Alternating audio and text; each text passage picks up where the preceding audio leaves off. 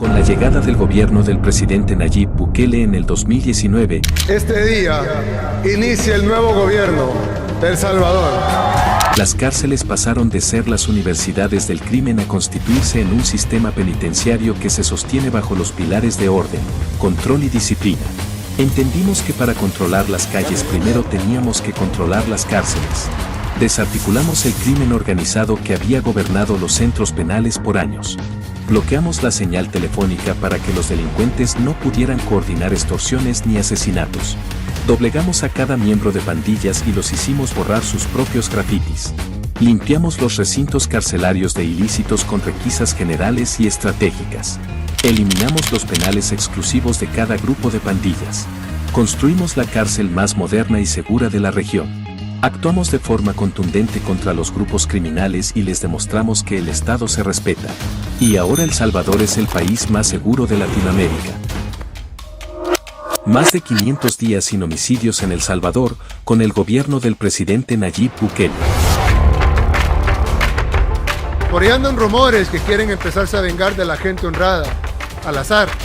Hagan eso y no va a haber un tiempo de comida en las cárceles. Uno. El presidente de la República, Nayib Bukele, ordenó al director de centros penales decretar emergencia. El presidente de El Salvador, Nayib Bukele, ordenó recientemente que se decrete estado de emergencia máxima en todos los centros carcelarios del vecino país. Así fue decretado estado de emergencia en los centros penales del país en marzo de 2022.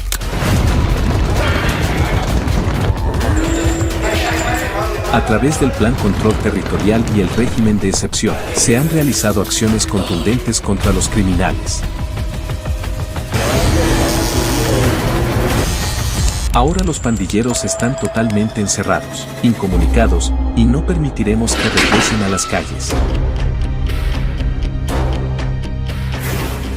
El sistema penitenciario nacional pasó de ser uno de los principales problemas del país a colaborar con la construcción de un nuevo El Salvador.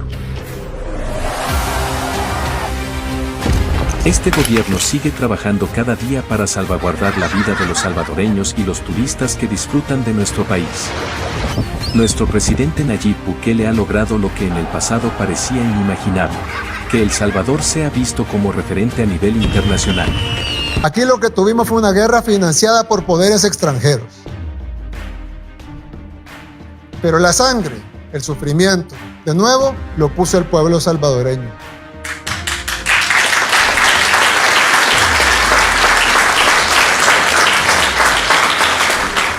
Y ambos bandos, los de un grupo y los del otro, no estamos tomando bandos, simplemente es un análisis sobre la realidad del país que es indebatible, o al menos irrefutable. Ambos bandos, por igual, nos decían que esa era la solución a nuestros problemas. Los que financiaban la guerra nos decían que esa era la solución, que nos estaban financiando para ayudar a nuestro país.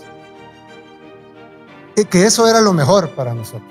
Y muchos salvadoreños que se sumaron a la lucha del FMLN para ir a matar, dejaron a sus familias, agarraron un fusil. Niños de 10, 11 y 12 años que se fueron a matar, que no tuvieron niñez.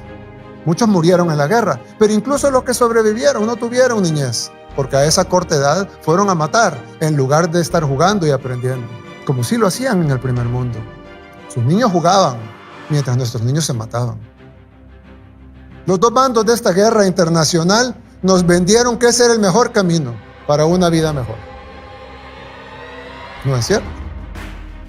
Es una realidad irrefutable. Pero la historia nos enseñó que nos engañaron. Que era una guerra entre dos sistemas a nivel mundial que fue trasladada a El Salvador como un campo de batalla más. Todo ese proceso desembocó en los llamados acuerdos de paz. También auspiciados por poderes internacionales. Qué extraño, ¿no? Todo el guión.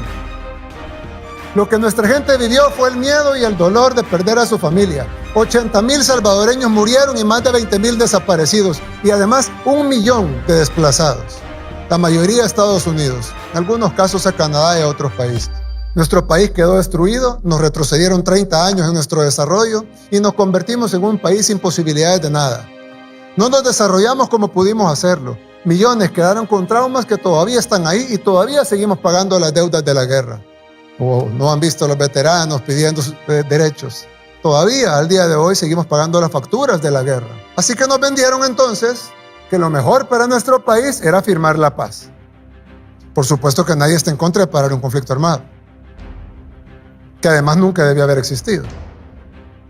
Pero no se firmó ninguna paz, porque no hubo paz en El Salvador. Solo fue otro engaño más. Otro engaño de la larga lista de engaños a los que hemos sido sometidos en toda nuestra historia. En enero de 1992, cuando se firmó la falsa paz, el pueblo fue a celebrar. Hubo dos celebraciones, la de la derecha y la de la izquierda. La más simbólica y emblemática fue la de la izquierda, allá afuera de Catedral Metropolitana. Lanzaron palomas blancas. Todos pensamos en ese momento que teníamos paz, que nuestro país iba a mejorar, pero nada de eso pasó. Nunca hubo paz, de hecho hubo más guerra. Han muerto y desaparecido más salvadoreños víctimas de la violencia después de los supuestos acuerdos de paz. Murieron más salvadoreños en la paz que en la guerra, víctimas de la violencia. En esta vez, a manos de las pandillas, que coincidentalmente también fueron hijos de la guerra. Para los que no conocen esa parte de la historia, es importante que la conozcan, aunque gracias a Dios ya no la van a vivir. Pero en la historia de nuestro país, del millón de salvadoreños que tuvieron que emigrar a otros países, ese millón de salvadoreños desplazados en una gran parte se fueron a vivir a guetos en los Estados Unidos. Ahí en los guetos formaron lo que ahora conocemos como pandillas, la MS-13 y la Barrio 18. Luego vino, claro, esas pandillas eran de salvadoreños operando en los Estados Unidos.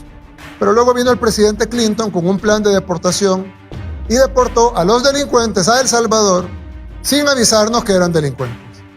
Aquí vinieron miles de pandilleros deportados a Estados Unidos y nosotros no podíamos detenerlos simplemente porque no sabíamos que eran pandilleros. Fueron a las comunidades a reclutar, al igual que la guerrilla, a niños de 12, 13 y 14 años para que fueran a matar, para que fueran a robar. La misma receta, pero modernizada. Justo en ese momento, como que calzara perfecto, también por dictados internacionales vino la ley del menor infractor. No pueden tocar a los menores de 18, justo los que estaban reclutando. Nos mandaron la enfermedad y nos quitaron en ese mismo momento la única medicina que teníamos: poner a los pandilleros tras las rejas, cuando eran pocos. Entonces, la gente debía huir otra vez. Hoy ya no por la guerra civil, sino por temor a las pandillas. Por eso más de 3 millones de salvadoreños, un tercio de nuestra población, vive fuera de nuestro país. Unos producto de la guerra civil y otro grupo todavía más grande y que perduró más en el tiempo, el éxodo de la posguerra. Nos vendieron esa falsa paz. Y luego pasaron 30 años vendiéndonos una falsa seguridad, una falsa democracia, una falsa institucionalidad y una falsa libertad. Todas esas recetas que nos dieron fracasaron. En 2 siglos de historia, los salvadoreños nunca conocimos la paz, ni la libertad, ni la soberanía, y hasta ahora la población lo puede testificar. Te invito a seguir viendo nuestros contenidos de Alfa Producciones. Dale like, suscríbete y activar la campanita para que te llegue la notificación de un nuevo video.